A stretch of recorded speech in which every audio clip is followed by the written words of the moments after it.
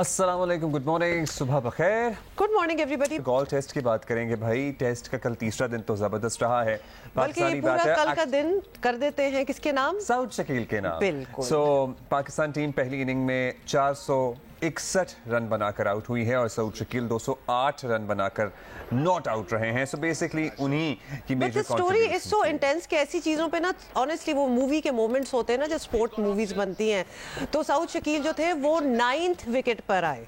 तो ये देखें कि 9th विकेट पर नसीम शाह के साथ उन्होंने 94 अभी विकेट पे शराकत अच्छी उन्होंने कायम किया। आए तो पहले ही थे। अच्छा, आए तो पहले ही थे, लेकिन उसके बाद उन्होंने जो 94 बनाए ना, वहां से बनाना शुरू किया। इजाफा उन्होंने किया। बिल्कुल, प्रेशियस रन्स भी ऑलमोस्ट लाइक अ सेंचुरी। 94 उन्होंने कीमती रन्स जो हैं वो दिए उस वक्त। और अच्छा, I have a interesting trivia. मैं आपको बताना चाहती हूँ कि पिछले साल इस वक्त ये गोल टेस्ट की हम बात कर रहे हैं, तो पाकिस्तान और श्रीलंका का एज वी स्पीक आज ही के दिन पिछले साल भी मैच हो रहा था। 4th डे ही था जिस तरह आज है, और तब भी we won. So we are quite you know, ये हमारे लिए बड़े लकी डेज हैं क्योंकि ये almost it's like a repeat scene. अच्छा जी, तीसरे दिन खराब रोशनी के बाद जब खेल खत्म हुआ तो श्रीलंका ने सेकेंड इनिंग अपनी शुरू की हुई है। बगैर किसी नुकसान के 14 रन बना लिए थे और पाकिस्तान को श्रीलंका पर अब तक 135 रन की बरतरी हासिल है।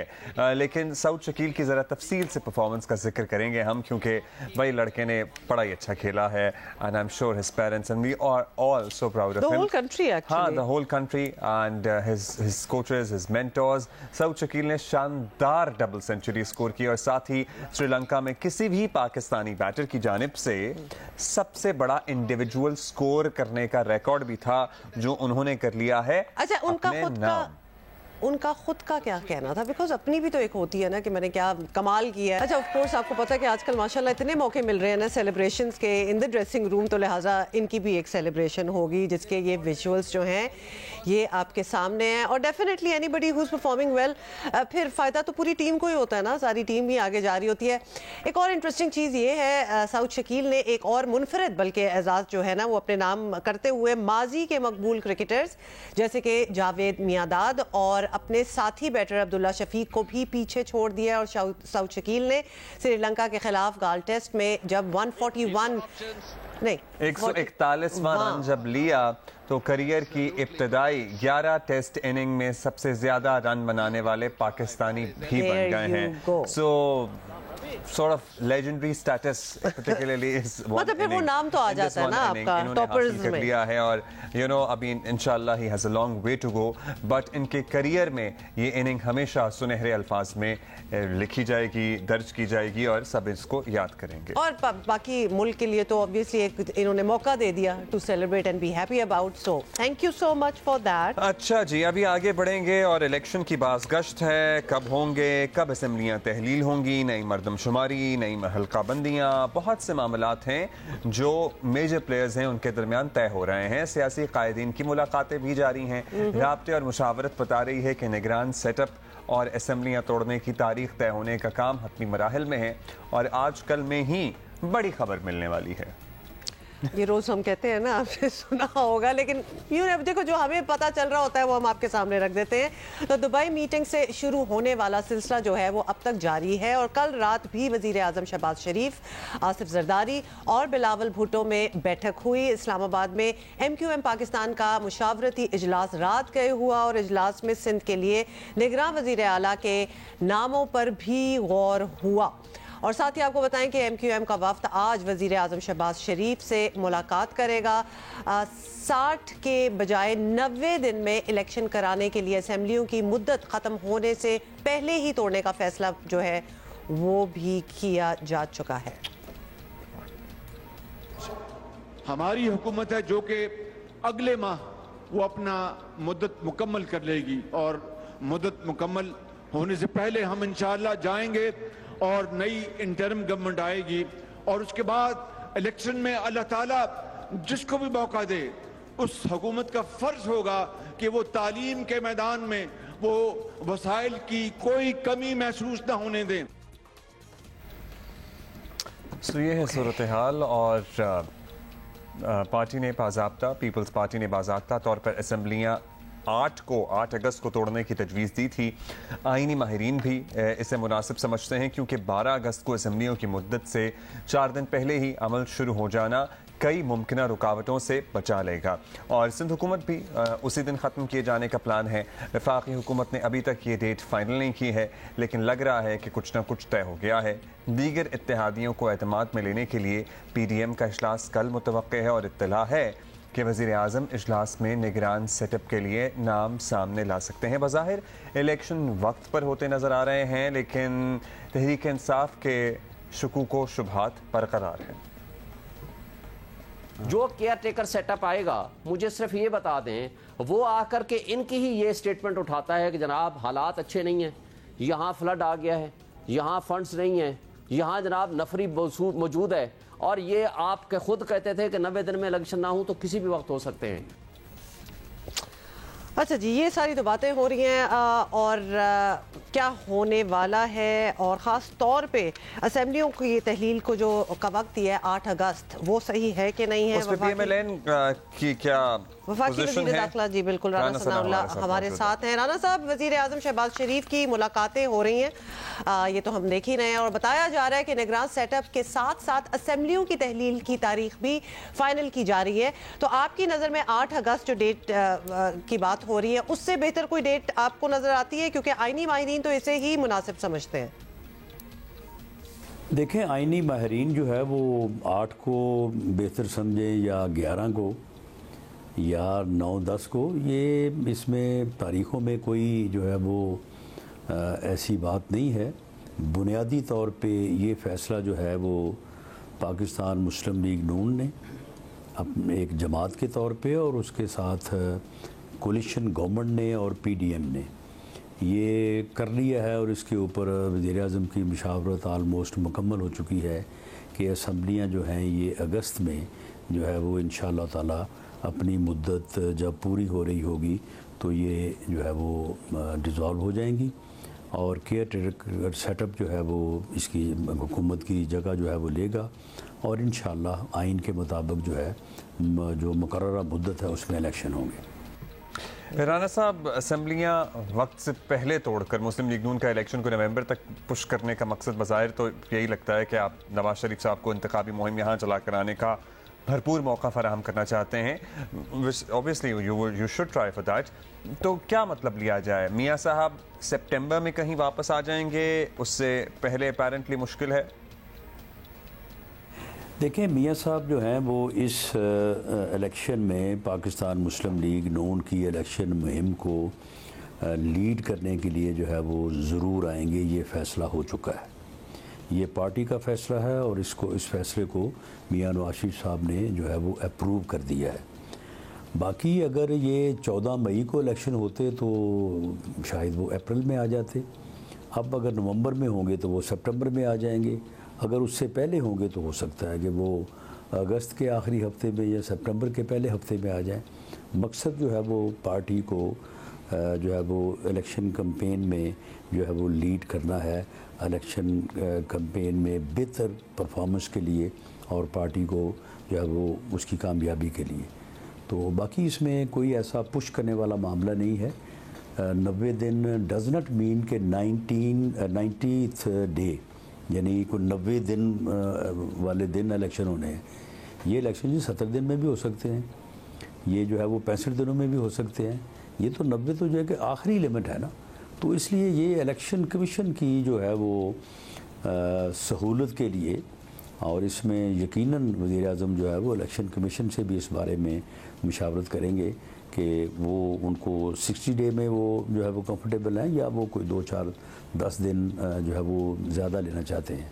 तो इसमें ये ऐसा नहीं होगा कि 89 दिन के बाद अगले दिन जो है वो इलेक्शन होंगे। 90 दिन डज नॉट मीन दिस। 90 दिन से मुराद ये है कि 90 दिन के अंदर अंदर जो है वो इलेक्शन होंगे। तो इंशाअल्लाह ताला यही जो है वो यानी अक्टूबर का आखिरी वीक या जो है वो नवंबर का फर्स्ट वीक जो है वो बनता है। चलिए, एक इदारा वैसे जिसका काम ही इलेक्शन कराना है उसको तो कंफर्टेबल होना ही चाहिए 90 बिल्कुल। और 90 दिन वो जो हम बार बार पूछ रहे हैं कि वो अंदर अंदर ही हो, क्योंकि हमारे यहाँ तो ये भी हो चुका है कि बात आगे भी बहुत चली जाती है। खैर एनीवे, ये बताइएगा कि मरदमशुमारी और इंतखाबी इस्लाहात के इलेक्शन में ताखीर का बायस बनने पर हुकूमत वजाहत कर चुकी है, लेकिन एक और सवाल भी सामने आया है। पंजाब इलेक्शन के लिए इलेक्शन कमीशन सुप्रीम कोर्ट में 8 अक्टूबर की डेट जो है वो दे चुका है। तो क्या कमीशन के लिए मुश्किल नहीं होगा कि एक बार फिर अगर उनको तारीख बदलना पड़ी? कमीशन जो है वो तारीख बदलने का इख्तियार और मैंडेट रखता है, और अगर असम्बलियाँ जो है वो डिज़ोल्व होती हैं, जो कि होंगी इंशाअल्लाह, तो उसके बाद जब फिर चारों सूबाई और कौमी असम्बली का इलेक्शन जब एक डेट पे होना है, तो फिर वो पंजाब वाला इलेक्शन जो है ना, वो तो फिर कलअदम हो जाएगा, वो तो ख़त्म हो जाएगा। तो इसलिए वो डेट तो यकीनन जो है वो चेंज होगी, क्योंकि वो डेट तो सिर्फ पंजाब असम्बली के इलेक्शन के लिए जो है वो दी गई थी। अब जब जनरल इलेक्शन होगा और पांचों असम्बलियों का होगा, तो उस डेट में तो तब्दीली आएगी। ऑलराइट, सो जनाब साहब, निगरां सेटअप से मुतालिक 2 दिन पहले ही हमने पीपल्स पार्टी की राय भी ली थी, और कमर ज़मान कायरा साहब कह रहे थे कि किसी सियासी शख्सियत को ही निगरां जो ओहदे हैं वो मिलने चाहिए, जो अहम ओहदे हैं, जैसे निगरां वज़ीर आज़म का ओहदा है, किसी साबिक जज, जर्नैल, ब्यूरोक्रेट या सहाफ़ी वगैरह को ये ओहदे मिलने के हक़ में थे नहीं। तो मुस्लिम लीग नून की राय क्या है इस बारे में? देखें, ये इलेक्शन करवाना जो है ये इलेक्शन कमीशन का काम है, और एक कम्पिटेंट आदमी जो है उसे इस की ज़िम्मेदारी जो है वो सौंपी जानी चाहिए, जो इस मामले में जो है वो कौम की उम्मीद पे पूरा उतर सके, फ्री और फेयर इलेक्शन जो है वो करा सके, उसकी क्रेडिबिलिटी जो है वो होनी चाहिए, उसको ऐसा बंदा होना चाहिए जिसके ऊपर तमाम सियासी जमातों को भी और कौम को भी जो है वो एतमाद हो। तो वो बंदा कोई भी हो सकता है, सियासतदान भी हो सकता है, और अगर वो किसी और तबके से हो, लेकिन वो इन जो है वो पोजीशंस के ऊपर पूरा उतरता हो, तो मेरा नहीं ख्याल कि हमें इस किस्म की कोई कदगन लगानी चाहिए कि जी ये ना हो या वो ना हो।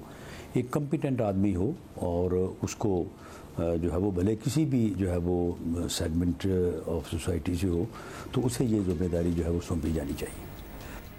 अच्छा राना साहब, क्योंकि अब मुस्लिम लीग नून में इलेक्शन से मुतालिक अमूर देखने वालों में आपकी हैसियत मरकज़ी है, और ऑब्वियसली आप ही वज़ीर दाखिला भी हैं, तो ये सवाल भी आप ही से बनता है कि क्या आप आने वाले इलेक्शन में चेयरमैन तहरीक इंसाफ को हिस्सा लेते देख रहे हैं?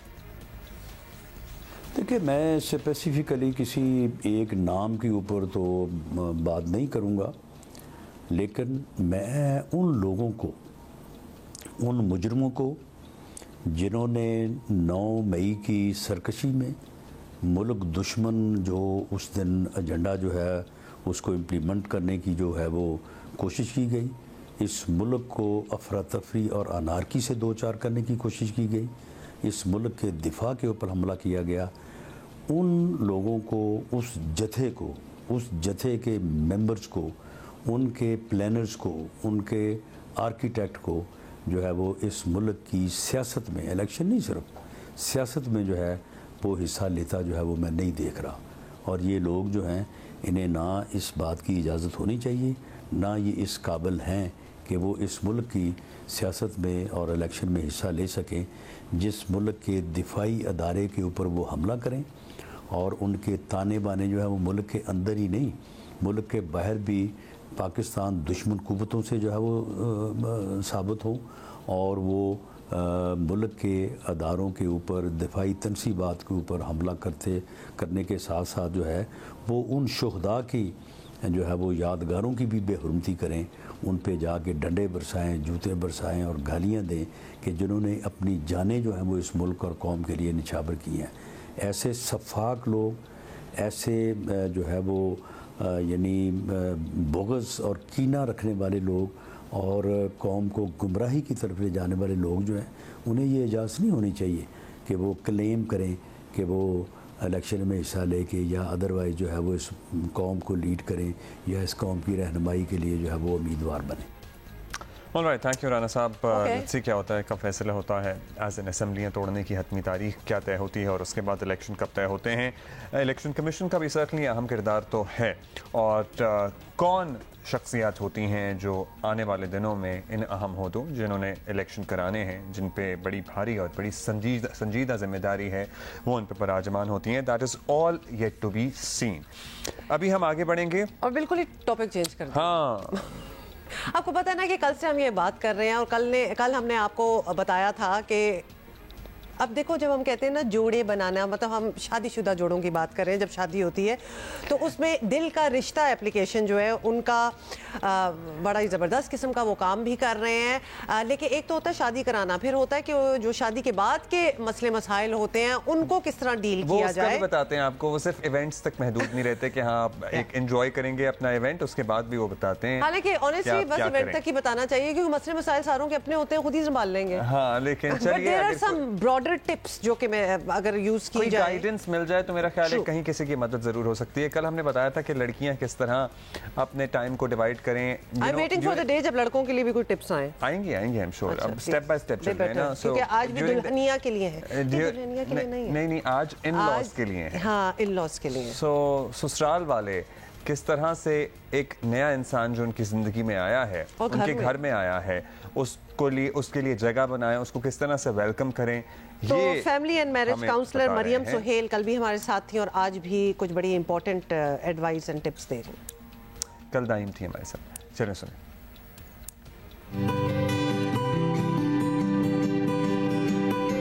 अगर आपके घर में नई बहू आने वाली है तो उसके एडजस्टमेंट के लिए कुछ इक़दाम ज़रूर लें।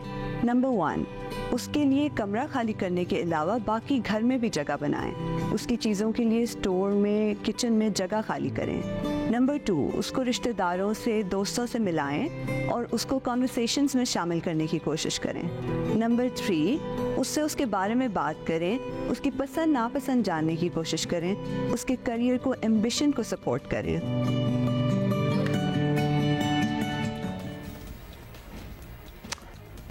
देखिए, अच्छी बात थी, कॉन्वर्सेशंस में शामिल करें, उनके लिए जगह बनाएं एंड ऑल दैट। ये जरा इस तरह आइसोलेटेड सी हो तो साउंड जरा थोड़ी सी ऑफ करती है, but when you are having a long एक बात मैं बताऊं, बड़ी इंपॉर्टेंट बात इन्होंने की है कि किचन में भी जगह बनाएं। ये लिटरली बड़ा छोटा सा मामला लगता है, लेकिन ये बहुत बड़ा मसला हो जाता है कि किचन एक डोमेन होती है। हाँ, कि लड़कियां अक्सर शादी के कई सालों बाद भी ये शिकायत करती हैं कि हम अपने ही घर में, जो उनका ससुराल है, जो उसको अपना घर कहती हैं, किचन में जाके कुछ पका नहीं सकते, और या अपनी मर्जी से या किसी के लिए या कुछ भी। सो यू नो, वो एक जंग में अल्टीमेटली तब्दील हो सकता है मामला। है बड़ी टेंशनें, एक किचन, एक रसोई जिसको कहते हैं ना, उसकी वजह से काफी टेंशनें बन जाती हैं। बावर्ची खाना। सो या but you know, I mean like we are all familiar with the term. You know, ये बड़ी इंपॉर्टेंट बात थी इस सारे में। सो आप समझें, इस पे अपने एक्सपीरियंसेस हमें आज जियो पाकिस्तान टीवी पे लिख के भेज सकते हैं। पूरी दुनिया में ही माहौलियाती तब्दीलियां जो हैं वो अब क्या काफ़ी अरसे से वकू पजीर हो रही हैं, और इसके असरात अब बढ़ते चले जा रहे हैं। दुनिया भर में दर्जा हरारत बढ़ता जा रहा है। जंगली हयात के लिए खुसूसी तौर पर चैलेंजिंग एक वक्त है। यूरोप में गैर मामूली हीट वेव्स चल रही हैं। स्पेन, ग्रीस, स्विट्जरलैंड के जंगलात में आग लगी हुई है। और कनाडा में भी आपको पता है कि ऐसा ही हाल कुछ कनाडा में भी नजर आता है। शुमाली अमेरिका के कई इलाकों में गर्मी का रिकॉर्ड जो है वो टूट रहा है। जैसे कि प्लीज हम थोड़ा सा केस इन पॉइंट आपको बताना चाहते हैं। फीनिक्स में गर्मी का 50 साल रिकॉर्ड जो है वो टूट गया है। दर्जा हरारत जो है वो 44 degree centigrade. They have never experienced इस किस्म की, इस लेवल की गर्मी। तो वहाँ ये हो रहा है। यूरोप में भी आपको बता दें कि शदीद गर्मी तो है। इटली का दारुल हुकूमत रोम में पारा जो है 41.8। Now these are not the figures associated with Europe. ऐसा पहले हुआ नहीं है। ठंडे मुल्क, ठंडे इलाके, ये ठंडे इलाके कहलाए जाते थे, तो अब तो वहाँ ऑलमोस्ट आग लगी हुई है। ठंडे anymore. बिल्कुल। और साथ साथ आपको ये भी बताएं, अक़वाम मुत्तहिदा ने वार्निंग दी है कि दुनिया शदीद गर्मी की लहरों में इजाफे का जो सामना करने की तैयारी कर ले। इनफैक्ट वर्ल्ड मीटरोलॉजिकल ऑर्गेनाइजेशन का ये कहना है कि ये तो इब्तदा है। दर्जा हरारत इतना ऊपर जाएगा कि लोगों को हार्ट अटैक तक हो सकते हैं, ये उनका कहना है। और इस सब की वजह माहौलियाती तब्दीली है, क्लाइमेट चेंज है। पाकिस्तान में गुज़श्ता साल का सैलाब ही हम सबको ये बताने के लिए काफ़ी है कि हम खुद इसकी जद में हैं ऑलरेडी, और आने वाले दिनों में क्या तब्दीलियाँ रूनुमा होती हैं इसके लिए तैयारी भी होनी चाहिए और इसके सद्देबाब के लिए इक़दाम भी। लेकिन कब तक, मुझे लगता है सिर्फ सेमिनार ही होते रहेंगे या होते हैं, मतलब बातें ही हो रही हैं, बात से आगे भी क्या एक्शन ले रही है दुनिया कलेक्टिवली, ये बड़ा इंपॉर्टेंट अच्छा, है। इंसान जो है ना वो तो फिर भी अपने लिए कोई ना कोई बंदोबस्त कर ही लेते हैं कि हमने किस तरह इसको डील करना है, लेकिन जो हैवान हैं, जो जानवर हैं, उनके लिए भी बड़ी मुश्किलात हैं। बल्कि इसकी ताज़ा मिसाल आपको देखते हैं कि बल्तिस्तान के रीछ जो है, भूरे रीछों की ग्रिजली बेयर जो है वो इतनी उनको इफेक्ट जो उनका चेंज होना स्टार्ट हो गया, जिस मौसम के वो यूज्ड टू हैं। देवसाई में वैसे देवसाई प्लेन्स है ना, वहाँ पाए जाते हैं। हाँ। बिल्कुल। लेकिन इस बार बेमौसमी बर्फबारी ने ऐसा परेशान किया कि खुराक की तलाश में वो सैकड़ों किलोमीटर दूर पहुंचे और अब उन्हें हुंजा की वादी गोजाल में देखा जा रहा है। ये है सूरत हाल, और इंसान भी परेशान हैं, जानवर भी परेशान हैं, बल्कि ये भी कहा जा रहा है कि कुछ स्पीशीज तो शायद इस गर्मी की वजह से ख़त्म ही हो जाए। इसी पे बात करते हैं। WWF के प्रेसिडेंट डॉक्टर आदिल नजम हमारे साथ मौजूद हैं। शुक्रिया डॉक्टर साहब। डॉक्टर साहब, आपसे बात भी होती रहती है, बट अब तो सूरत हाल बड़ी, अब तो क्या, काफ़ी अरसे से बड़ी संजीदा है और इसके असरात भी अब शदीद तर होते जा रहे हैं। दुनिया कलेक्टिवली क्या करने का सोच रही है? या ठीक है, सेमिनार्स, कॉन्फ्रेंसेस, दिन, ये सब कुछ तो हो ही रहा है, इसका कुछ असर या इसका कोई फ़ायदा अब तक माहौल में भी देखा जाना शुरू हुआ है या नहीं? अस्सलाम वालेकुम जी, बहुत शुक्रिया फॉर हैविंग मी। आपने बिल्कुल दुरुस्त कहा कि ये जो है ये कोई नई बात नहीं है। ये आज की जो गर्मी है, ये जो इस वक्त जो एक लहर चली हुई है, हमने इसको पाकिस्तान में देखा, फिर यूरोप में देख रहे हैं, अमेरिका में देख रहे हैं, फॉरेस्ट फायर से देख रहे हैं। इसका तकरीबन हमें अंदाज़ा हो गया था आज से 4-5 महीने पहले कि ये जो मौसम गर्मा है नॉर्दर्न हेमिस्फीयर पे ये कैसा होगा। पार्टली बिकॉज एक सरप्राइज ये हुई कि जो ओशंस जितनी जल्दी से तेज़ हो रहे, लेकिन ये दुनिया का जो सिस्टम है उसमें ओशन एक तरह से एक थर्मोस्टेट होता है, और जो ओशंस का पानी दुनिया में था वो इतनी तेज़ी से गर्म हो रहा था कि एक अंदाज़ा होना शुरू हो गया था। एक मैं दूसरी बात भी कहता हूँ, एक एल नीनो एक नेचुरल इफेक्ट है जिसकी वजह से इस मौके पे ये बढ़ना ही था। लेकिन क्लाइमेट चेंज ये करती है कि उसको पहले ही इतना बढ़ा देती है कि अब हम उस लेवल पे, जैसे आप कह रहे हैं, कि जहाँ इंसानी जान, माहौल की सस्टेनेबिलिटी, स्पीसीज की जिंदगी, वो जो है वो खतरे में आती है। दुनिया कर क्या रही है? दुनिया बातें तो बड़ी कर रही है, और बातों से मेरा मतलब ये नहीं है कि सिर्फ बातें कर रही है। I think people are serious. इस वक्त मेरे ख्याल में सियासी तौर पे अमूमन मुल्कों में क्लाइमेट चेंज जितना बड़ा मसला है, कोई सदर, कोई प्राइम मिनिस्टर इस पे बात ना करे तो उसकी सियासत जो है बहुत से मुल्कों में वो मुश्किल हो जाती है। मसला ये है कि सिर्फ हुकूमत नहीं, लेकिन हम क्या कर रहे हैं। इन अ वे ये हुकूमतों के बस का खेल भी नहीं है। सिर्फ असली चैलेंज ये है कि अगर तो ये मसला होता ना कि सिर्फ इसलिए होता कि यार कोई एक हुकूमत है, अमेरिका है या चीन है या रूस है या सऊदी अरेबिया है, वो कुछ नहीं कर रहा, बस वो ठीक कर देंगे, वो स्विच ऑफ कर देंगे तो सब भला चंगा हो जाएगा। अनफॉर्चुनेटली इसका जो ग्लोबल है ना, ग्लोबल का मतलब ये नहीं है कि मुख्तलिफ मुल्कों में, उसका मतलब ये है कि issue can only be resolve अगर पूरी दुनिया करे। दूसरा ये है कि हुकूमतें करेंगी तो क्या करेंगी? ये करेंगी कि तेल की कीमत बढ़ा देंगी ताकि आप तेल कम करें।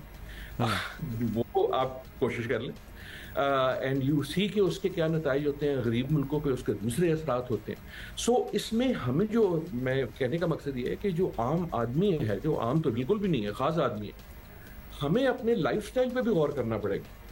मैंने आपका प्रोग्राम, जब आप पहले बात कर रहे थे कि देखो जब बारिश हो तो उसको आप एक इंजॉय करने के लिए सिर्फ एक मशगला ना बना लें, क्योंकि उसके दूसरे भी मसाइल होते हैं। वी हैव टू सी कि हमारा माहौल से या फितरत से जो रिश्ता है उसको हम किस तरह डील कर रहे हैं। क्योंकि नेचर को अगर आप सेट करेंगे तो नेचर हिट बैक करेगा। वो जैसा आपने बेयर की बात की जो नीचे आ गया, वो बेचारा जब उसकी हैबिटेट को आप इंक्रोच करेंगे क्लाइमेट की वजह से या किसी और की वजह से, तो आपके उसमें आ जाएगा ना घर में।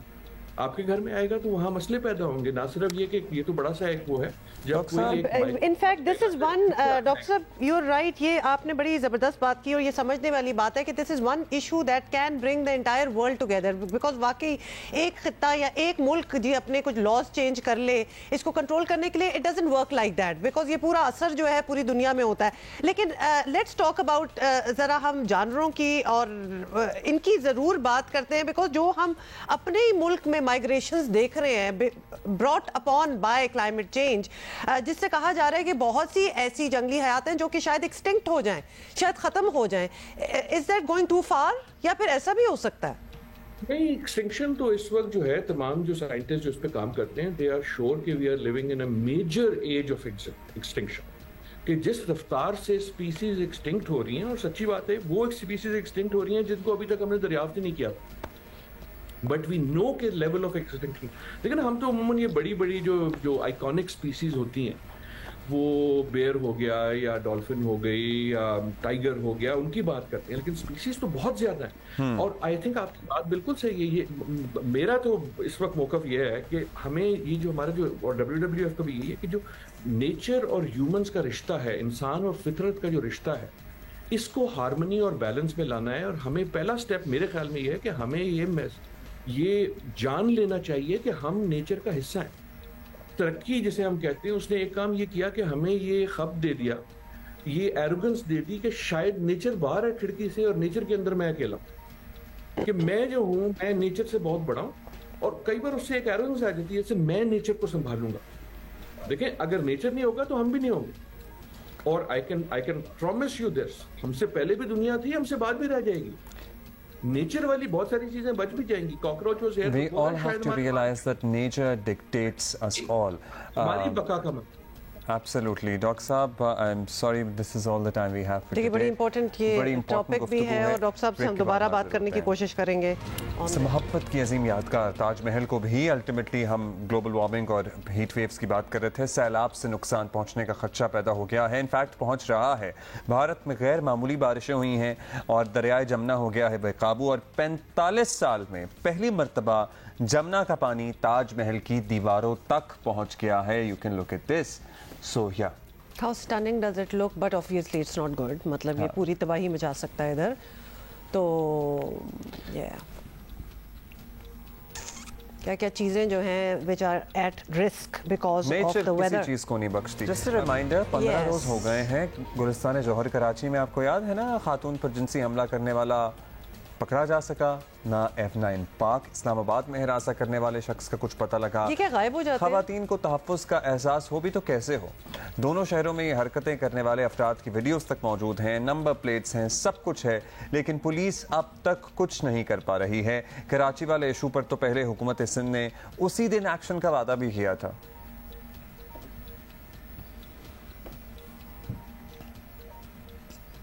एक शर्मनाक वाकया था और इस पे डेफिनेटली इसको जितनी मजम्मत की जाए वो कम है। ये जो भी शख्स था, आईजी साहब से बात हुई है, एडिशनल आईजी साहब से बात हुई है, इसको गिरफ्तारी के अहकाम जारी कर दिए गए हैं और इसको नादरा की मदद से और बाकी भी कोशिश की जा रही है जियो फेंसिंग के जरिए कि फौरी तौर पर इस शख्स को गिरफ्तार करके और इसको कैसे इसको इस घटिया हरकत पे इसको सख्त से सख्त कानून के दायरे में रहकर सजा मिले, क्योंकि ये किसी भी सूरत में काबिल कबूल नहीं है किसी भी मुआशरे में। और ये मैं समझता हूँ कोई बीमार जहन का कोई साइको था जिसने ये इस तरह की एक बहुत ही गिरी हुई हरकत, इखलाक से गिरी हुई, और मतलब उसको मतलब there are no words to condemn this incident. मतलब इतनी बड़ी बड़ी स्टेटमेंट्स हो जाती हैं, लेकिन उस दिन के बाद दिन हफ्तों में बदल गए और हाल ये है कि चंद लोगों से पूछताछ के अलावा पुलिस कोई सुराग ढूंढ नहीं सकी।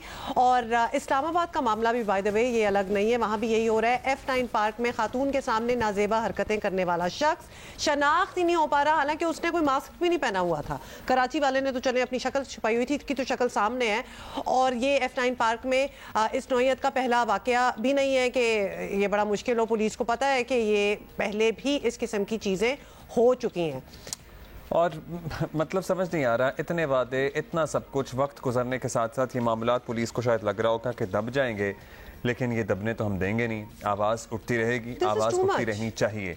हम ये तो पता है, इन दोनों वाली ये जो हरकतें थी ना, ये चैलेंज करने वाली बात थी कि पकड़ के देखो तो हम बताएं। काशिफ मुश्ताक हमारे साथ मौजूद हैं। काशिफ, इससे पहले जब हम आपसे बात कर रहे थे इसी मौजू पर, तो एक शख्स को गिरफ्तार किया गया था जिसके बारे में पुलिस वाज नॉट श्योर कि ये वो है, फिर वो नहीं निकला अपेरेंटली। अब्दुल्ला, ऐसा ही है, एक शख्स को हिरासत में लिया गया, उसे 3 दिन अपने पास रखा गया, उसको इंटरोगेट किया गया, उसकी डिफरेंट पिक्चर्स ली गई और उसको सीसीटीवी से मैच किया गया। उसके बाद जब वो उन तमाम तर चीज़ों पे पूरा नहीं उतरा तो उसे पुलिस ने जाने दिया और उसके बाद अब ये लगता है कि पुलिस बिल्कुल इत्मीनान से बैठ चुकी है, अपने तमाम तर जो हरबे थे वो इस्तेमाल कर चुकी है इसकी गिरफ्तारी के लिए। लेकिन ये पता नहीं, शायद आसमान खा गया है या ज़मीन खा गई है इस शख्स को, और पुलिस को कोई क्लू अब तक नहीं मिला है। 3 जुलाई का ये वाक़या है। 3 दिन बाद जो है इस वाक़े का मुकदमा दर्ज हुआ और पुलिस इसकी इंटेरोगेशन वहीं से शुरू करती है। चले अगर वहीं से शुरू करते हैं तो 15 रोज़ आज हमारी नज़र में ये गुजर चुके हैं और पुलिस की नज़र में ये 12 रोज़ हो चुके हैं। 12 रोज़ के अंदर पुलिस की कारकर्दगी क्या रही है, तो यकीनी तौर पर हम माजरत के साथ ये कहते हैं कि ज़ीरो कारकर्दगी रही है। उसका रीज़न ये कि कोई भी चीज़ अब तक वाज़े नहीं हो सकी है। पुलिस की जानिब से जियो फेंसिंग का दावा किया गया कि अगर जियो फेंसिंग की रिपोर्ट आ गई तो हम इस मुलजिम तक पहुंच जाएंगे, नहीं पहुंच सके। पुलिस की जानिब से कहा गया कि इसकी मोटरसाइकिल को हम मुख्तलिफ पहलुओं से तफ्तीश कर रहे हैं, हमने इस इलाके की सराउंडिंग के कोई पेट्रोल पंप नहीं छोड़ा, वहाँ तमाम तर चीज़ें क्लियर की कि आया ये इस इलाके में पेट्रोल भी डलवाता होगा, यहाँ से बाहर भी निकलता होगा, इन तमाम तर किसी होटल पे भी बैठता होगा, तो ये तमाम तर चीज़ें चेक की, कोई रिकॉर्ड नहीं मिला। पुलिस की जानिब से ये कहा गया, ये दावा किया गया कि जिस जगह पर गुलिस्तान जौहर में ये वाक़या पेश आया है वहाँ जो है उसी की 2 किलोमीटर की सराउंडिंग क्या रिहायशी है। इस दावे पर भी पुलिस पूरी नहीं उतरी। 240 के करीब जो घर हैं उनको सर्च किया गया कि अतराफ़ के घरों के अंदर कि शायद ये वहाँ पाया जाए, वहाँ के लोगों को इसकी तस्वीर दिखाई गई।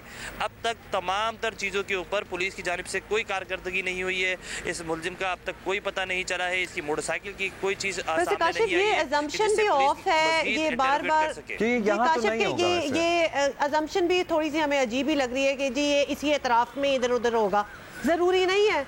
मतलब कौन अपने घर के इर्द गिर्द जाके गन मारता है, बहुत दूर जाके भी तो लोग ये कर सकते हैं। तो इनको अपना दायरा जो है ये बहुत पहले बढ़ा लेना चाहिए था। ये इसी गोले में क्यों घूम रही है पुलिस? हुमा देखें, ये अगर इस सराउंडिंग का है या नहीं है, अब जो है ना ये शख्स इस सराउंडिंग के अंदर मौजूद नहीं होगा, तो पुलिस को अब ये चाहिए कि ये 2 किलोमीटर से बाहर निकल जाए। एसपी गुलशन जो इस कमेटी के सरबराह भी हैं, जो 5 रुकनी कमेटी इस वाक़े की तफ्तीश के लिए बनाई गई है, उनसे हमारी डिस्कशन हुई। उनकी जानिब से कहा गया कि हमें ये लगता है कि वो इस सराउंडिंग से बाहर निकल चुके हैं और हम इस सराउंडिंग से बाहर भी उनको सर्च कर रहे हैं। सबसे पहले इस सराउंडिंग में सर्च करने का मकसद पुलिस का ये था कि इसकी तस्वीर यहाँ लोगों को दिखाई जाए, कोई ऐसा शख्स इसकी जानने वाला यहाँ होगा जो इसकी निशानदेही करेगा। पुलिस की जानिब से 2 सस्पेक्ट का और भी बताया गया कि जहां इसे जो है वो देखा गया है। इस इलाके के अंदर एक सब्जी फरोश है, उसके बारे में पुलिस की जानिब से जिक्र किया गया। एक मिल्क की शॉप है, दूध की दुकान है, उसके हवाले से जो है वो पूछगछ की गई। उन दोनों की जानिब से पहले कुछ बयान दिए गए, पुलिस का ये दावा है, और उसके बाद अपने बयान चेंज कर लिए गए और उन्होंने ये कह दिया कि वह शख्स को नहीं जानते हैं। तो पुलिस इब्तदाई तौर पर कोशिश कर रही थी, लेकिन पिछले 5-6 दिनों में मुसलसल जो मुतलका तफ्तीशी टीम है या इस इलाके के SSP हैं, उनसे जब हम ये बात कर रहे हैं तो उनकी जानिब से कोई बेहतर क्लू नहीं है। वो कह रहे हैं कि जब तक इस वाक़े का मेन मुद्दई जो है वो सामने नहीं आता, हम इसको मज़ीद तफ्तीश नहीं कर पा रहे हैं। इस मोटरसाइकिल को अगर फॉलो किया गया हो और बाकी CCTV कैमरे से ज़ाहिर विजुअल निकले होंगे, इस मोटरसाइकिल का नंबर, ये मोटरसाइकिल कहाँ से निकली, आई वंडर कितनी देर तक या कितना पहले तक इसे फॉलो किया गया है। काशिफ हमारे साथ ही रहिएगा। Ahmed Subhan is joining us from Islamabad, F9 पाकवाला। अहमद, सबसे पहले तो अहमद से अब ये बात करनी है क्योंकि ऑब्वियसली हमारे ज़रा टेम्परामेंट भी ज़रा थोड़ा सा हाई हो जाता है जब हम देखते हैं कि 2-2 हफ्ते गुजर जाएं एक चीज़ पे और बंदा पकड़ा ना जाए। ख़ास तौर पे इस्लामाबाद वाले केस में तो उसकी शक्ल भी नज़र आ रही है बंदे की। तो अनलाइक कराची वाला सीन जहां मास्क पहना हुआ था, इस्लामाबाद वाला सीन तो should have been easier, that guy should have been easier to नैब।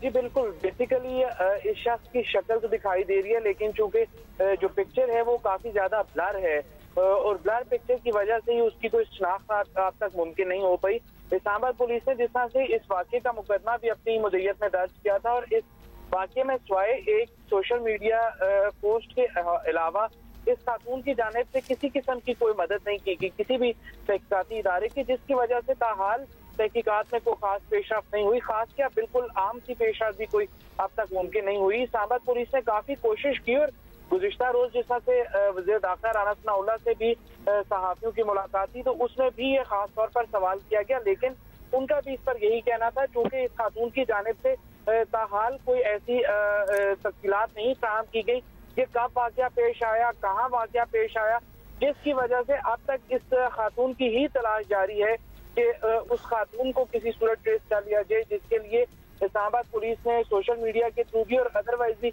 अपने तमाम तर जो उनके पास राय हैं उनको इस्तेमाल करते हुए इस खातून की तलाश की जा रही है कि ये कम अज कम ये बता दें कि ये कब वाक़या पेश आया, किस एरिया में पेश आया पार्क के, जिसके बाद इस मुलजिम तक पहुंचना मुमकिन हो। फिलहाल जिस तरह से इसकी शनाख्त के लिए नादरा को भी डाटा शेयर किया गया था और इसकी पिक्चर शेयर की गई थी, लेकिन नादरा से भी इस्लामाबाद पुलिस को कोई मदद नहीं हासिल हो पाई क्योंकि इसकी जो पिक्चर है वो इस तरह से साइड पोस्ट से ली गई है और फिर इस तरह से ब्लर पिक्चर है कि जिसकी वजह से उसके शायद एक्चुअली बहुत मुश्किल केस है इस्लामाबाद वाला तो लेकिन वंडर के कराची वाले में तो मोटरसाइकिल भी नजर आ रही थी। काशिफ, कराची वाली मोटरसाइकिल को अगर सीसीटीवी कैमरे जितने भी इलाके में लगे हुए हैं कहाँ से निकली है, उसने क्या सारा वक्त मास्क पहना हुआ था, इस तरह की कोई तफसील, मतलब ये तो बेसिक सवालात हैं जो पहले दिन से हमारे जहन में हैं, पुलिस वालों के पास इनके जवाबात नहीं है। अब्दुल्ला देखिए जो मंजर आम पर सीसीटीवी फुटेज आई वो सिर्फ एक सीसीटीवी फुटेज है एक घर की जिसके बाहर ये वाक़या पेश आया। उसके बाद जब पुलिस ने इसका रूट मैप तैनात किया और उसके हवाले से जब तफ्तीश शुरू की और 100 से ज़ायद सीसीटीवी फुटेज जो है वो हासिल की गई। कुछ सीसीटीवी फुटेज पुलिस को ऐसी हासिल हो चुकी हैं जिसके अंदर उसका मास्क थोड़ा सा नीचे है, उसका चेहरा वाज़े है, जो खाका एक बनाया गया है वो इससे मुशाबत नहीं रखता। हम तो पुलिस को बार बार ये कह रहे हैं, लेकिन चलें अगर उस खाके को भी हम लेते हैं और उसके बाद ये दोनों चीज़ें नादरा को भिजवा दी गई, जो सीसीटीवी फुटेज में उसका चेहरा वाज़े है वो और जो खाका है, उसके बावजूद नादरा के रिकॉर्ड के अंदर ये चीज़ सामने नहीं आई है। उसके बाद पुलिस का एक अपना सिस्टम है जिसके ज़रिए जो है वो फेस रिकग्नाइज करते हैं, उसमें भी जो है सिस्टम के हवाले से कोई चीज़ सामने नहीं आई है। अब पुलिस ये कहती है कि जब उनके पास कोई ऐसा बेहतर सिस्टम नहीं है जिसकी वजह से ये तमाम तर चीज़ें जो है वो क्लियर की जाए तो इस पर मजीद जो है वो तफ्तीश नहीं हो पा रही है। लेट्स सी, हम फिर भी इसे फॉलो अप करते रहेंगे। बहुत शुक्रिया आपका फिलहाल Kashif, and thank you so much Ahmad for being with us. Islamabad वाला केस जो है ना वो वाकई जो पिक्चर है वो बड़ी साइड से ली गई है और बड़ी ब्लर सी है। इसमें दो चीज़ें वाज़े होती हैं, एक तो ये कि हमारे जो कानून नाफिज करने वाले इदारे हैं उन पर आवाम का या जो हरास हो रहा है उसका एतमाद कितना मुतज़लज़ल है या है ही नहीं है एतमाद कि वो हरास भी हो रहा है। एक तो वो उस ट्रॉमा से गुजर रहा है, दूसरा वो और इस डर से कि पुलिस वाले मजीद उसे तंग ना करें या वो इस सिस्टम में ना पड़े या वो इस झंझट में इस झमेले में ना घुसे, वो शिकायत भी नहीं करता। देखिए मुझे दोनों केसेस में ख़वातीन जो हरास हुई हैं उनको ढूंढ रहे हैं। इस्लामाबाद वाले में तो हमारे कॉरेस्पॉन्डेंट ने ये बताया कि वो आके बताएं कि कौन सी जगह थी। क्यों बताएं भाई, मतलब सब कुछ तो सामने, वीडियोस जब सामने आ जाती है, हमारी इतनी टेक्नोलॉजी नहीं है कि हम खुद ढूंढ सके। थोड़ा सा आई एम सॉरी, मुझे इस बात पे एतराज़ है कि या तो हमारे कैमरास बड़े बेकार किस्म के हैं कि हम इनकी क्लैरिटी इन तस्वीरों की नहीं निकाल सकते। नहीं, ये तो हमारा खुद तस्वीर ली थी ना, तो एग्जैक्टली अब उसने तस्वीर दे के प्रूफ दे के सब कुछ कर दिया, तो उसको क्यों ढूंढ रहे हो? अच्छा, वैसे इसमें इतना वाजे तो है कि अगर पार्क के इर्द गिर्द कोई कैमरा लगा हो तो ये शख्स कहां से एंटर हुआ है, कहां से एग्जिट हुआ है, ये मालूम है। And I am sorry, Islamabad वाले केस में अकॉर्डिंग टू आवर कॉरेस्पॉन्डेंट जो हमने बात की, उन्होंने तो बिल्कुल ही इसमें लगता है कि कोशिश भी नहीं की इसको खास ढूंढने की। कराची में एटलीस्ट दे डिड स्टार्ट, अब आगे कोई बात बनी नहीं। लेकिन बड़ी ही फ्रस्ट्रेटिंग किस्म की ये सिचुएशन है कि जहां वीडियोज सामने आ चुकी हों वहां भी आप सुराग ना लगा सके कि कौन है। अच्छा जी, अभी आगे बढ़ेंगे और एक बड़ी इंटरेस्टिंग चीज हमने आपसे शेयर करनी है। घोड़ों की रेसों का सबने सुना होगा, लेकिन क्या आपको पता है कि घोड़ों की सबसे लंबी और सख्त तरीन रेस 2 से 10 अगस्त तक मंगोलिया में शुरू हो रही है। मंगोलिया में? जी, और ये पहला मौका है कि पाकिस्तान की 4 रुकनी टीम भी इस मंगोल डर्बी रेस में शरीक होगी और रेस का ट्रैक 1 1000 किलोमीटर तवील है। घोड़ों को ताज़ा दम रखने के लिए उन्हें हर 40 किलोमीटर या इससे कुछ कम फासले या थोड़े ज़्यादा फासले पर तब्दील किया जाता है, लेकिन घुड़सवार एक्चुअली यही तो सारा कमाल है कि घुड़सवार वो ही रहेगा, घोड़े तब्दील हो जाएंगे और उन्हें 1000 किलोमीटर का सफ़र जो है मुकम्मल करना पड़ता है। पाकिस्तान की 4 रुकनी टीम में फहद जमील, उमर हयात खान, मुअज़्ज़म हयात खान और उमैर कायम खानी शामिल हैं और मंगोल डर्बी रेस के लिए पाकिस्तानी टीम ने 2 साल पहले क्वालिफाई किया था। और इस रेस का ट्रैक जो है वो आपको ये बता दें कि चंगेज़ खान की सल्तनत के रास्तों पर बनाया गया है। चंगेज़ खान ने दुनिया भर की सल्तनतों से राब्ते के लिए खतो किताबत का एक निज़ाम बना रखा था जो कि 1000 किलोमीटर तक मुहीत था और इसीलिए ये रेस भी 1000 किलोमीटर तवील रखी गई है। ये पूरी इसकी बैकग्राउंड। हाँ जी, और 2009 में मंगोलिया के खुले मैदानों में पहली मरतबा मंगोल डर्बी का एहतमाम किया गया। 2009 में इट स्टार्टेड। तब से हर साल इस रेस में हिस्सा लेने के लिए दुनिया भर से घुड़सवार मंगोलिया आते हैं और पाकिस्तान की घुड़सवारों की टीम के रुकन हैं फहद जमील, एक्चुअली डॉक्टर फहद जमील, जो हमारे साथ जो कि वैसे तो तबीब हैं बाय प्रोफेशन लेकिन घुड़सवार भी हैं। सो डॉक्टर साहब हैं हमारे साथ। डॉक्टर साहब, सबसे पहले तो आपसे यही बताएंगे कि बड़ी रेसेस होती हैं, डर्बीज होती हैं, बड़ी फैंसी डर्बीज होती हैं, ये एक तो इतनी मुश्किल, फिर इसके बारे में बहुत ज़्यादा लोगों को नॉलेज नहीं है, अनसुनी टाइप है, तो आपने इसका इंतखाब कैसे और क्यों किया? जी, thank you so much for having me on your show. बिल्कुल जी, जैसे कि आपने इंट्रोडक्शन में बताया, it's the longest and the toughest race in the world. Horse riding में डिफरेंट डिसिप्लिन होते हैं, जिसमें पाकिस्तान में नेज़ाबाजी एंड पोलो बहुत कॉमन है।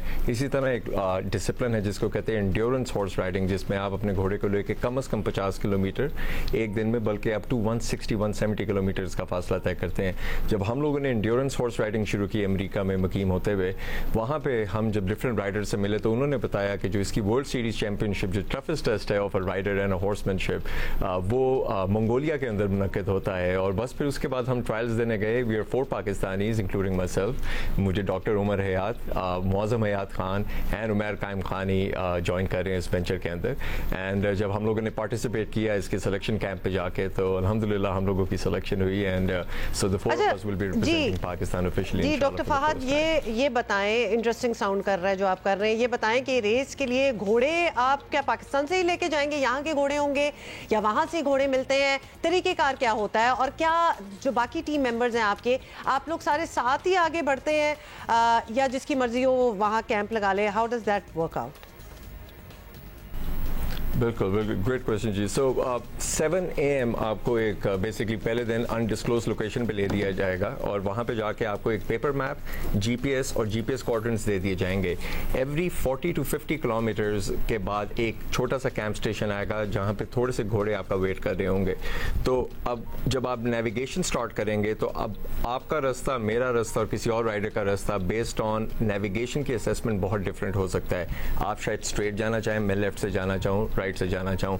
स्ट्रेट जाते हुए पहाड़ आ सकता है, लेफ्ट जाते हुए नदी आ सकती है, राइट जाते हुए दलदल आ सकता है। तो इसलिए आफ्टर तकरीबन 6 से 10 घंटे रेस का स्टार्ट होता है, उसके बाद सारे राइडर्स डिस्पर्स हो जाते हैं, लेकिन हमारी कोशिश हो कि हम सारे इकट्ठे राइड करें। अगले स्टेशन पे जाके एक और वाइल्ड, सेमा वाइल्ड हॉर्स जो होगा वो आपको दे दिया जाएगा और उसके ऊपर आपने सैडल, ब्राइडल, सारा जो सेटअप होता है हॉर्स का वो आपने खुद लगाना होगा और उसके बाद चढ़ना भी उसको बाद खुद होगा। So you will have about 1 to 2 minutes of doing all of that stuff. और उस दौरान अगर घोड़ा भाग जाता है, निकल जाता है, तो वो आपका जिम्मेदारी होगी उसको पकड़ना।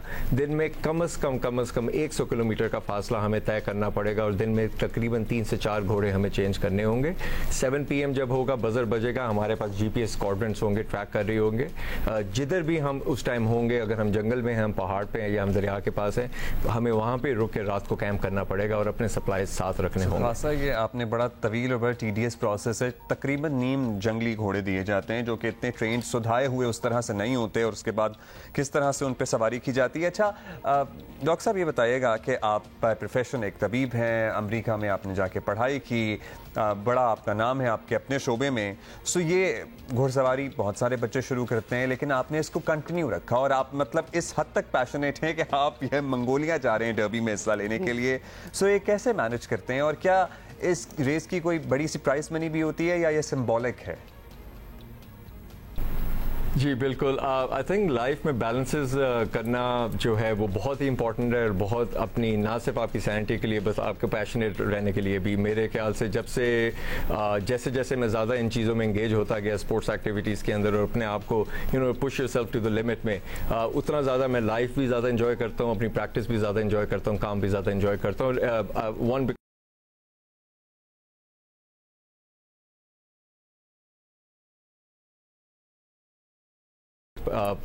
Green flag, Pakistan ka flag on the victory stand, and that's what we are going for, to bring the trophy home.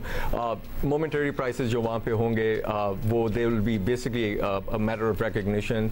Pakistan का it'll be on their official page Wikipedia, and most likely on the British biggest broadcasting channel. Best of luck. Thank you doctor Fahad Jameel, जब इंशाल्लाह आप इस race को जीत के आएंगे तो आपसे दोबारा बात होगी। अच्छा अब्दुल्ला, एक सेकंड, आप बार बार, एक तो डॉक्टर साहब ये थोड़े से अंग्रेज डॉक्टर साहब थे ना, पाकिस्तान से बाहर ही रहते हैं, आप बार बार इनसे पूछें आप तबीब हैं, हु सेज तबीब anymore? Everybody in Pakistan knows के डॉक्टर डॉक्टर होता है। अच्छा, मैंने रिपीट नहीं करना चाह रहा था, क्योंकि हम डॉक्टर फहद कह ही रहे थे, तो फिर डॉक्टर फहद कह रहे हैं तो ऑब्वियसली वो डॉक्टर हैं, तो डॉक्टर कह रहे हैं। देखिए आप वो भी एकदम चौकन्ने हो गए थे, मैं भी हो गई थी कि कौन है तबीब? मुआलिज कह लेना चाहिए था। वो फिर भी मुझे जरा साउंड सही लगता है, but a doctor is a doctor, and everybody in Pakistan knows के डॉक्टर डॉक्टर होता है। हाँ, डॉक्टर वैसे मुआलिज होता है, टू बी प्रिसाइज डॉक्टर मुआलिज होता है। By the way, coming back to घोड़ाज एंड नॉट डॉक्टर्स, ये जो घोड़े इस रेस के लिए इस्तेमाल किए जाते हैं, जितना हमें पता लगा है, हम डॉक्टर फहद से बात कर रहे थे कि ये खुसूसी नस्ल है जो सिर्फ मंगोलिया में ही पाई जाती है, जो ये एक्सपोर्ट नहीं करते हैं। ये हम आपको दिखाते भी हैं। ये थोड़े से साइज में छोटे होते हैं, बट ये बहुत ही चुस्त और तेज रफ्तार होते हैं। चुस्त तो आप देखिए, चैलेंज है कि इन्होंने ये घोड़े कभी राइड नहीं किए होंगे, तो ये उसी दिन उनको पहली बार उस घोड़े से मुलाकात होगी और उनको उन्होंने टेम करके उसको ले जाना है। यस आई डू तबीब। ऐसे चुस्त पजामा भी होता है। अच्छा, अभी हमने भी तहैया किया है, हम सारे डायना अवार्ड हासिल करने वाले बच्चों से आपकी मुलाकात कराएंगे। क्योंकि आपने देखा ही है। क्यों नहीं? हाँ। क्योंकि जो भी बच्चा, जो भी नौजवान अच्छा परफॉर्म करेगा, हम उसको यहाँ इंकरेज करेंगे। आपको बताया है पहले भी कि डायना अवार्ड मुख्तलिफ शोबों में नौजवानों के लिए, खवातीन के लिए काम करने, किसी भी शोबे में काम करने वाले नौजवानों को दिया जाता है, कलेक्टिवली माशरे की बेहतरी के लिए जो भी काम कर रहे होते हैं। एब्सोल्युटली। और आज हमारे साथ है महानूर अली सैयद। मुझे लगता है कि हम इनसे पहले भी मिले हुए हैं। डायना अवार्ड ही नहीं, एक्चुअली ये क्वींस यंग लीडर अवार्ड भी हासिल कर चुकी हैं। ये तस्वीर आप देखें जब इनकी क्वीन से मुलाकात हुई थी, and she was just 16 at that time. So spread the word के नाम से एक तंजीम बनाई है जो खवातीन के लिए माइक्रो फाइनेंसिंग, जो बहुत ही इंपॉर्टेंट है, और मखसूस तिब्बी मसाइल और तालीम के फ़रोग के लिए काम कर रही है। सो महानूर को कहेंगे हम खुशामदीद। How are you Mahnoor? बहुत बहुत मुबारक हो आपको on the Diana award. Mahnoor, ये तो लगता है कि आप इतनी इनकरेज हुई after getting the queen's young leader award कि फिर आपने अपना काम जो है वो बड़ा ज़ोरों शोर से जारी भी रखा। Is that right? जी बिल्कुल, thank you for having me. And I think कि जब इस तरह के प्रोग्राम्स के थ्रू आपको मेंटरशिप मिलती है और रिसोर्सेज से मज़ीद आपको ताल्लुक़ मिलता है, तो it definitely flourishes your work even more. So that's exactly what happened. So Manur, how does it work out? मतलब अगर वो Queen's Young Leader वाली हम बात कर रहे हैं, तब आप you were like 16, 17, you are a teenager. इतना depth कि कुछ करना चाहिए to give back to society. ये ख्याल कैसे आता है? 16 साल में तो बच्चे मतलब हमारे वीडियो गेम्स खेल रहे होते हैं बहुत सारे। हाँ, थैंक यू। मेरा ख्याल है कि उस उम्र में बल्कि ज़्यादा थोड़ी एनर्जी होती है और बड़ी पैशनेट एज होती है, तो अगर नौजवान कुछ करना चाहें तो ये बड़ी अच्छी एज होती है मेरे हिसाब से, क्योंकि इसके बाद फिर यूनिवर्सिटी और करियर लाइफ में फिर और ज़्यादा मसरूफियात आ जाती हैं। तो मेरा ख्याल है ये बड़ी अच्छी एज है for anyone else who wants to take initiative like that. So अभी जो आपको डायना अवार्ड मिला है, ये भी इसी स्प्रेड द वर्ड के लिए आप लोगों ने हासिल किया है, और दूसरा ये कि तब से लेकर अब तक इसका पैमाना आपने किस तरह वसी किया? How have you expanded it? या आपने मजीद बेहतरी कह रही थी ना आप कि थोड़ी मेंटरशिप मिलती है, कनेक्शंस बनते हैं, तो क्या आप मजीद बेहतरी लेके आई हैं इसमें? बिल्कुल, मेरे ख्याल में कि जब हमने शुरू किया था तो हमारा आइडिया जो था वो बड़ा ब्रॉड था। There were many things we wanted to do, मतलब हम फोकस अब ह्यूमन डेवलपमेंट पे रखना चाहते थे, लेकिन हम कुछ प्रोजेक्ट्स कर रहे थे बच्चों के साथ, कुछ औरतों के साथ थे, माइक्रो फाइनेंस रिलेटेड थे, स्मॉल बिजनेसेस रिलेटेड थे, तो काफ़ी ज़्यादा बड़ा स्कोप था। ओवर टाइम हम देखना चाहते थे कि इसको नैरो डाउन कैसे करें ताकि हम एक स्पेसिफिक कम्युनिटी पे फोकस कर सकें। तो मेरा ख्याल है कि क्वींस यंग लीडर्स के थ्रू जो मेंटरशिप थी, उसके अलावा जो ब्रेनस्टॉर्मिंग सेशंस थे, उससे हम नैरो डाउन कर सके थे अपना फोकस औरतों की वेलबींग पे, तो वो हमारा अब फोकस है मेन। वंडरफुल। और कोई सक्सेस स्टोरीज हैं? आप माइक्रो फाइनेंसिंग पे भी काम करती थी, तिब्बी मसाइल का भी जिक्र है जिस पे आप अभी बता रही हैं हमें, तालीम के भी आपका जोर था, बड़ा ब्रॉड। हाँ, कोई सक्सेस स्टोरीज जो आप शेयर कर सकें हमें, ताकि दुनिया को भी पता लगे कि भाई एक ऐसी तंजीम भी है जिसकी ये प्रोडक्ट्स हैं या जिसने ये सब कुछ किया है। जी बिल्कुल, हमारा फोकस औरतों पे है, तो हम कोशिश करते हैं कि ऐसी फैमिलीज़ को टारगेट करें जो सिंगल मदर्स रन कर रही हों और मज़ीद उनकी बेटियां हों, ताकि हम माइक्रो फाइनेंस पे भी फोकस कर सकें और मज़ीद वो अपनी बेटियों की एजुकेशन पे भी फोकस कर सकें। तो एक थोड़ी होलिस्टिक अप्रोच होती है।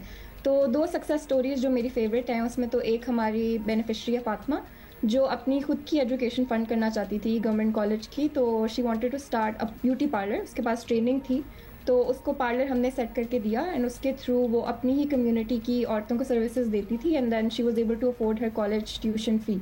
एक और सक्सेस स्टोरी ये है कि एक सिंगल मदर का हाउस होल्ड है जिनको हमने टेलरिंग बिजनेस सेट करके दिया और उसके थ्रू अपनी बेटी की एजुकेशन स्पॉन्सर करती हैं। तो हम इस तरह के नेटवर्क्स बनाते हैं जहाँ पे एक होलिस्टिक अप्रोच हो, औरतों को माइक्रो फाइनेंस में मिले, उनकी बेटियों को एजुकेशन भी, और वो अपनी ट्रेनिंग के थ्रू फर्दर कम्युनिटी या गाँव की औरतों को भी ट्रेन कर सकें ताकि उनको भी फ़ायदा हो, तो एक रिपल इफेक्ट क्रिएट हो। अच्छा, ये फाइनली बता दें कि आप 2 आपको अवार्ड्स मिल चुके हैं, बड़े प्रेस्टिजियस हैं आप, मतलब इस वक्त बहुत से लोग आपको देख भी रहे हैं। Do you get some funds also with the award जो कि आप मजीद अपने काम के अंदर लगाते हैं? इन अवार्ड्स के थ्रू फंड्स तो नहीं मिलते, लेकिन दोनों के थ्रू आपको नेटवर्क्स पे एक्सेस मिलती है जिससे आप और लोगों से सीख सकते हैं, मेंटरशिप होती है, लेकिन फंडिंग इन अवार्ड्स का पार्ट नहीं होती। अच्छा, अब आपने तो ज़ाहिर फील्ड में काम किया और इतने अरसे से कर रही हैं, सो कोई ऐसा मौजू जो आपके दिल के और करीब हो कि हाँ भी इस पे भी अब काम होना चाहिए? मेरा ख्याल है कि औरतों के मसाइल के अंदर ही बहुत ज़्यादा डिफरेंट तरह के मसाइल हैं जिन पे काम होना ज़रूरी है, लेकिन one topic very close to my heart is women's education and health.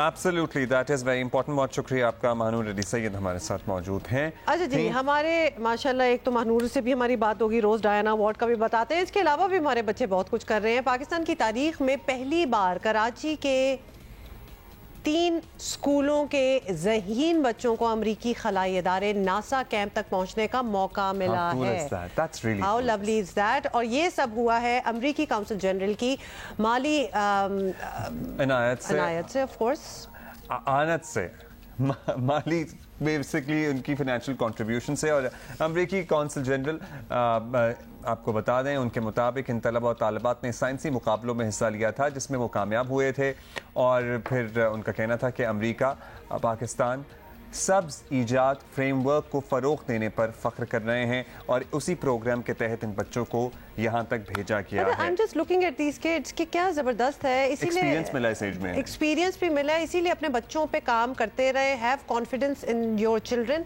और ऐसे मौके आते रहते हैं, but your kids have to be ready for them. तो ये बड़ी इंपॉर्टेंट एक बात है। अच्छा जी, हुआ वही जिसका खदशा था। हुकूमत IMF से मुआहदे पर खुश थी और अपेरेंटली सभी खुश हैं। और हम कह रहे थे कि ये इसका खमियाजा जो है ना हम ही को भुगतना पड़ेगा, और वो ऐसा ही हुआ। ज़ख़ीरा अंदोज नाजायज़ मुनाफाखोर बेहतर होती मईशत का फ़ायदा आवाम तक नहीं पहुँचने देंगे, हम ये कह रहे थे, और अब वही हो रहा है। जैसे कि केस इन पॉइंट चीनी की कीमत को देख लें। चंद रोज़ पहले तक मुल्क के मुख्तलिफ शहरों से हमने पता किया था 120 से 125, एट टाइम्स 115 भी मिल रहा था चीनी, और अब 150 से 55 तक मामला पहुँच गया। और अब सुने कि हाँ एग्जैक्टली कि कितने में मिल रही है। जैसे कि चले let's start with Karachi. Riaz एंडी हमें बता रहे हैं। रियाज, क्या हो रहा है?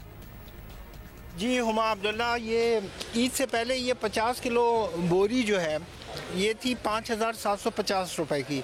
आज इसकी कीमत बाज़ार में 7,000 रुपये हो गई है, तो 1,250 रुपये का इजाफा, यानी 1 किलो चीनी जो है 25 रुपये इजाफे से इस वक्त 140 रुपये होलसेल में हो गई है। सवाल ये है कि ये क्यों हुआ है, किस लिए बढ़ रही है चीनी? तो व्यापारी हैं, इनसे बात करते हैं जी। चीनी में ईद के बाद से कुछ ज़्यादा ही तेज़ी आ गई है, और मैंने जहाँ तक समझा है ये माफिया का काम है सारा।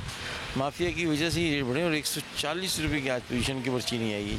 हालांकि चीनी की डिमांड भी इतनी ज़्यादा नहीं है मार्केट में। तो हुमा अब्दुल्ला, होलसेल बाज़ार के अंदर चीनी की फ़ी किलो कीमत 140 रुपये है।